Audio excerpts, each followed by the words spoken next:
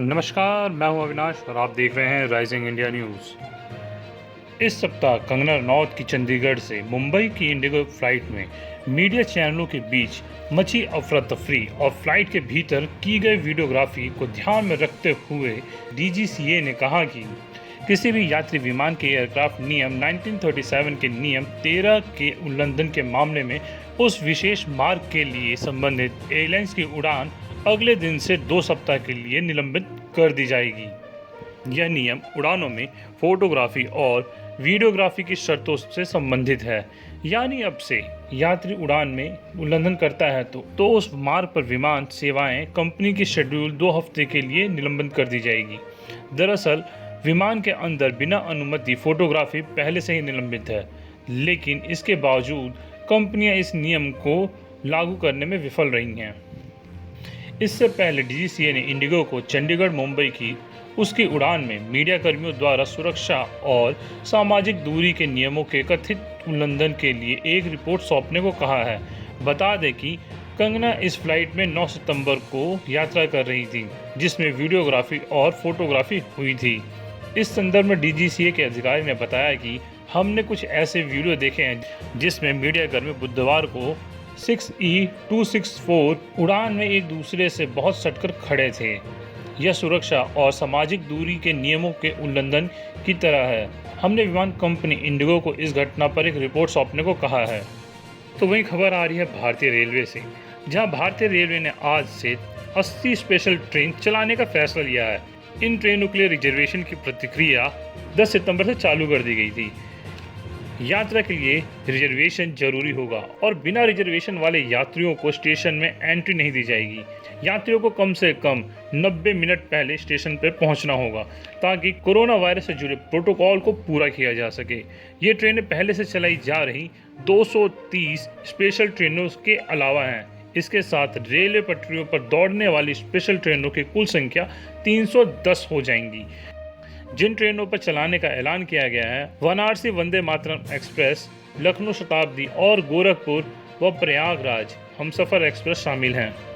Railway के मुताबिक यात्रियों की बढ़ती मांग को देखते हुए इन 40 ट्रेनों को चलाने का फैसला लिया गया है। इन सभी स्पेशल ट्रेनों में यात्रियों की संख्या पर नज़र रखी जाएगी। जिन रूट की ट्रेनों में वेटिंग रूट लंबी होने लगेगी वहां वैकल्पिक तौर पर एक क्लोन या डुप्लीकेट ट्रेन चलाई जाएगी। क्लोन ट्रेन के संचालन की प्रक्रिया की शुरुआत अगले 10 दिन के भीतर कर दी जाएगी। 40 जोड़ी में से 12 ट्रेनें ऐसी होंगी जो दिल्ली के अलग अलग स्टेशनों से चलेंगी। 4 जोड़ी ट्रेनें ऐसी हैं जो दिल्ली से होकर गुजरेंगी, यानी जो 80 ट्रेनें चलेंगी उसमें से 32 ट्रेनें ऐसी होंगी जिसमें यात्री दिल्ली से अपनी यात्रा शुरुआत या ख़त्म कर सकेंगे। तो चले बढ़ते हैं दूसरी खबर की तरफ, जहां दिल्ली में सभी मेट्रो लाइनों पर सेवाएं बहाल कर दी गई हैं। इसके अलावा मेट्रो सुबह 6 बजे से रात के 11 बजे तक चलेंगी। कोरोना काल में दोबारा शुरू हुई दिल्ली मेट्रो में नियमों का खास ख्याल रखना बेहद जरूरी होगा। ऐसा नहीं करने पर जुर्माना भी भरना पड़ेगा। दिल्ली मेट्रो के नियम तोड़ने वाले ऐसे 92 लोगों को जुर्माना देना पड़ा है। शुक्रवार को सभी लाइनों पर फ्लाइंग स्क्वाड के जरिए जांच अभियान चलाया गया। इस अभियान के तहत मेट्रो के अंदर ये देखा गया कि यात्रियों द्वारा मेट्रो में नियमों का पालन किया जा रहा है या नहीं। हालांकि फ्लाइंग स्क्वाड के जरिए दिल्ली मेट्रो के नियम की धज्जियां उड़ाते हुए 92 लोगों को पकड़ा है। वहीं इन सभी यात्रियों से जुर्माना भी वसूल किया गया है। डीएमआरसी के कार्यकारी निर्देशक अनुज दयाल ने बताया कि 150 से ज़्यादा यात्रियों को फ्लाइंग स्क्वाड के नियमों के बारे में बताया गया और समझाकर छोड़ दिया गया। उन्होंने बताया कि 92 यात्रियों से Delhi metro operation and management act की धारा 59 के तहत 200 रुपये का जुर्माना वसूला गया। फ्लाइंग स्क्वाड ने इन सभी लोगों को मेट्रो के अंदर नियमों की धज्जियां उड़ाते हुए पकड़ा।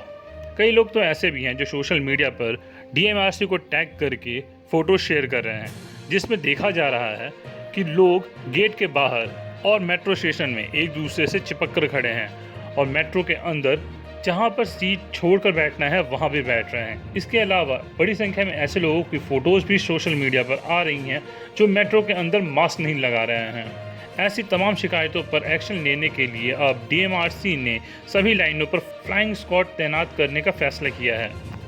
कांग्रेस के पूर्व अध्यक्ष राहुल गांधी ने कोरोना वायरस महामारी से निपटने की तैयारी को लेकर मोदी सरकार पर फिर से हमला बोला है। राहुल गांधी ने कोविड के बढ़ते मामलों, अर्थव्यवस्था में गिरावट और रोजगार के मुद्दे पर केंद्र सरकार को घेरा है।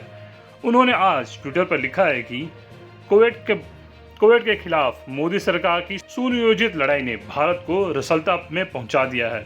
जीडीपी में ऐतिहासिक 24% की गिरावट, 12 करोड़ नौकरियां चली गईं, 15.5 लाख करोड़ रुपए का कर्ज, दुनिया भर में कोरोना के सबसे ज्यादा मामले और मौत, लेकिन भारत सरकार और मीडिया के लिए सब चंगासी। इससे पहले शुक्रवार को कांग्रेस के पूर्व अध्यक्ष राहुल गांधी ने चीन के मुद्दे पर सरकार को घेरा था। राहुल ने आरोप लगाया था कि प्रधानमंत्री नरेंद्र मोदी और सरकार चीन को हमारी जमीन से बाहर निकालने की जिम्मेदारी लेने से बच रही है। उन्होंने ट्विटर पर लिखा था कि चीन के साथ बातचीत केवल मार्च 2020 की यथास्थिति बहाल करने के बारे में होना चाहिए। पीएम और भारत सरकार ने चीन को हमारी जमीन से बाहर निकालने की जिम्मेदारी लेने से इनकार कर दिया है। भाजपा अध्यक्ष जेपी नड्डा ने मुख्यमंत्री और जदयू के राष्ट्रीय अध्यक्ष नीतीश कुमार से आज मुलाकात की है। मुख्यमंत्री नीतीश कुमार के सरकारी आवास पर हुई इस मुलाकात के दौरान बिहार भाजपा प्रभारी भूपेंद्र यादव, उप मुख्यमंत्री सुशील कुमार मोदी और भाजपा के प्रदेश अध्यक्ष डॉक्टर संजय जायसवाल और जदयू के सांसद राजीव रंजन उर्फ लल्लन सिंह भी मौजूद थे। दोनों नेताओं के बीच हुई इस मुलाकात में विधानसभा चुनाव के मद्देनजर एनडीए की ओर से अपनाई जाने वाली रणनीतियों पर चर्चा हुई है। सूत्रों के अनुसार बैठक में सीट शेयरिंग पर भी चर्चा हुई। इससे पहले शुक्रवार को भाजपा अध्यक्ष जेपी नड्डा पटना पहुंचे थे। बतौर अध्यक्ष जेपी नड्डा दूसरी बार बिहार आए हैं।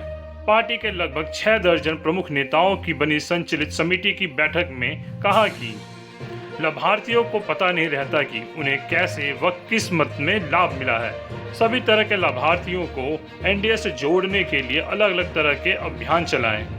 भाजपा अध्यक्ष ने कहा कि इस तबके को वोट के रूप में परिवर्तन करें। कमजोर व वांछित तबका महिलाओं के लिए सरकार की ओर से की गई योजनाओं के बारे में उन्हें बताएं ताकि वे एनडीए के पक्ष में वोट कर सकें। लोगों को बताएं कि मोदी जी के साथ चलकर ही बिहार भी तेजी से तरक्की करेगा।